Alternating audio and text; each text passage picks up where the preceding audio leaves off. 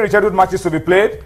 Sunshine Stars are going to be hosting Enyimba tomorrow. Remember, yesterday we had the chairman of Sunshine Stars, Prince John Olamafo, on the show, and he was telling us that Sunshine will bounce back, starting with this game. And Enyimba, remember, beat Etoile du Sahel 3-0 over the weekend in the UEFA in the CAF Champions League, and they want to show champion stuff. What would they be doing? Would they be getting the result in Akure? We'll find out tomorrow. Nasarawa United are also going to be hosting Giwa FC. And then the game between Warri Wolves and Abia Warriors. Is that how you are? Warri or Warrior or Wolves? That game is going to be played on Thursday because Warri Wolves completed their game. Abia Warriors, I beg your pardon, completed their game yesterday. And so they have been given an extra day to rest. All right, so those are the rescheduled games in the Nigeria Professional Football League. We'll keep you up to speed with all of those games when they are played, and we'll look forward to more exciting times in the Nigeria Professional Football League. All right, before we go, Austin, what other thing can you tell us as we continue the build up? I know that a lot of people have been asking questions about China's National Kids Cup. Are we going to be moving into athletics? Are we going to be moving into some other sports? I know the chairman has the dream to do that, and in the right time, that plan will unfold. Come support us. That's what I'm saying. We can do these things. The good thing is we have a platform to showcase it, but we're looking for support. You can come talk to us. One step at a time. Yeah, one step at a time. By the time it is fully established and is running on its own. This started as a Lagos competition. We're now national. The first edition, and then there you go. It's now national, and then from now, who knows? We're thinking West Africa. Then from West Africa, we go full-time Africa, and then maybe international, finally. So the classics for athletics, it's in the works. We're seeing ways we can also get to the schools, do that.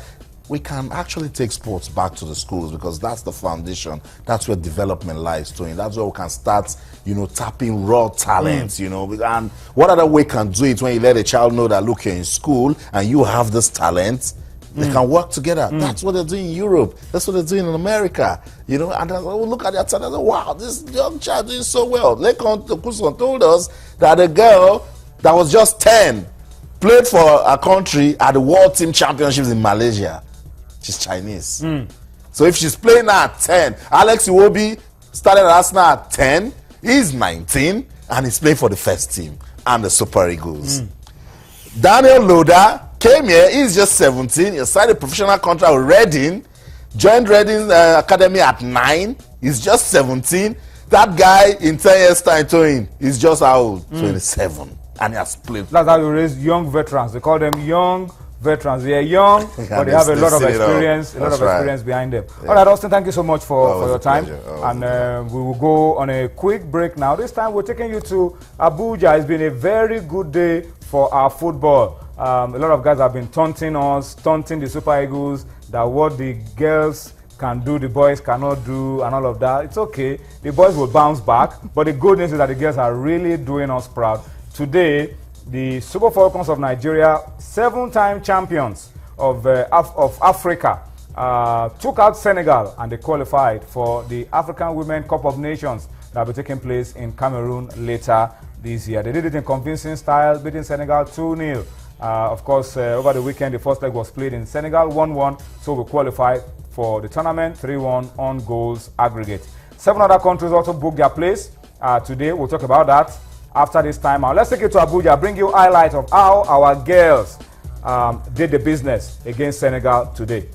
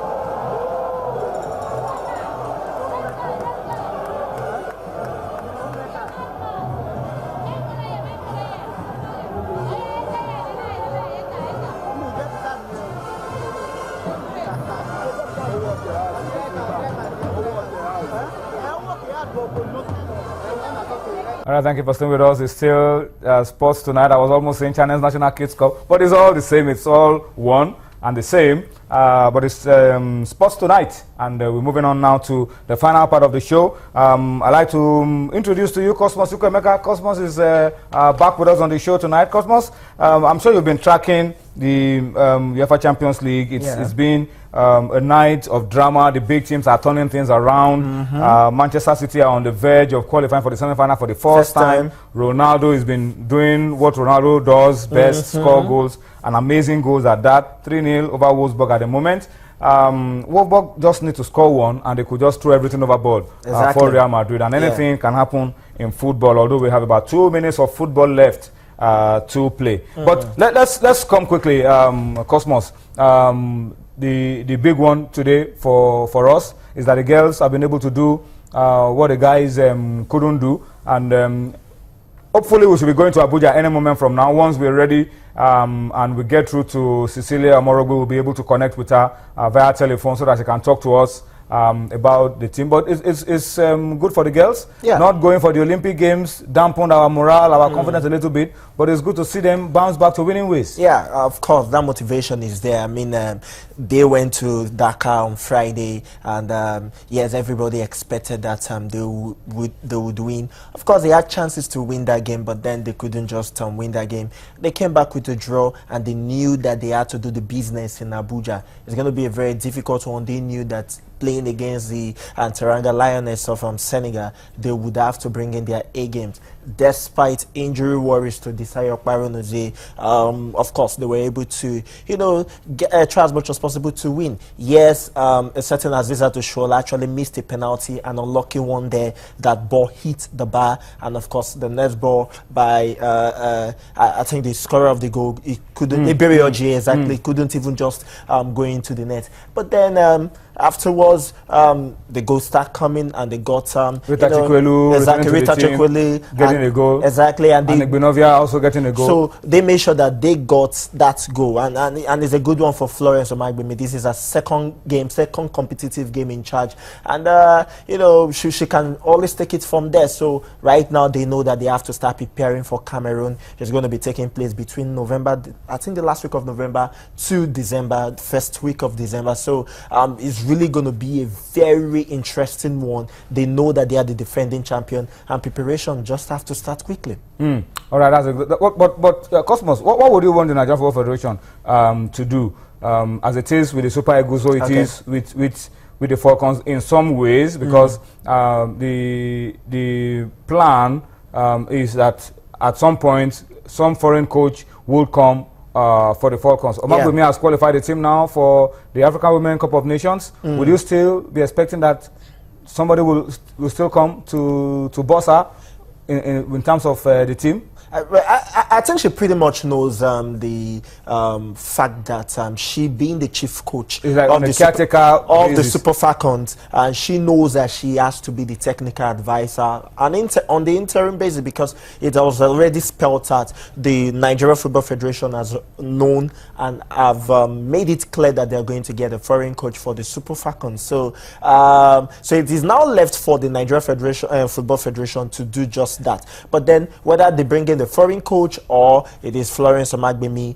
that is a coach, she just have to do what Mikuria did, I think in 2010, yeah, in South Africa. Yes, a former player who has won the competition before, and she came back to win the competition as a coach. So Florence Omagbemi, well experienced, probably the most experienced Nigeria coach when it comes to women, aside Messi